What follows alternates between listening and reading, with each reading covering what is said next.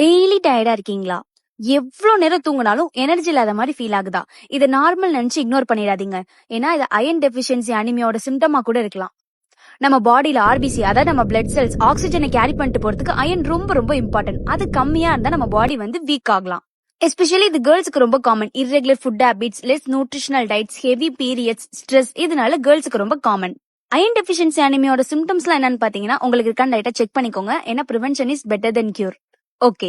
Extreme tiredness, fast heart beat, hair fall இதெல்லாம் iron deficiency அனிமியோட symptoms. இதுக்கு நம்ம என்ன பண்ணலாம் அப்படின்னு சொல்லிட்டு பாத்தீங்கன்னா, அயர்ன் ரிச்டு ஃபுட்ஸா எடுத்துக்கலாம். அதாவது கீரைங்க, அப்புறம் டேட்ஸ், நட்ஸ், அப்புறம் பீட்ரூட் இந்த மாதிரி அயர்ன் ரிச்டு ஃபுட்ஸா எடுத்துக்கலாம். அயர்ன் ரிச்டு ஃபுட்ஸ்லாம் என்னென்னு தெரிஞ்சுக்கணும் நீங்க நினைச்சீங்கன்னா எனக்கு டயட்னு கமெண்ட் பண்ணுங்க, நானே உங்களுக்கு டிஎம் பண்றேன். எப்பயுமே டயர்டா இருக்குன்னு சொல்ற உங்க ஃப்ரெண்ட்ஸ்க்கு இந்த வீடியோவை ஷேர் பண்ணுங்க. எப்பயுமே டயர்டா இருந்துச்சுன்னா அது லேசி நினைச்சு நீங்களே ஜட்ஜ் பண்ணிடாம கொஞ்சம் கேர் எடுத்து பாத்துக்கோங்க. இந்த மாதிரி யூஸ்ஃபுல்லான மெடிக்கல் கண்டென்ட்க்கு என்னோட பேஜை ஃபாலோ பண்ணிக்கோங்க.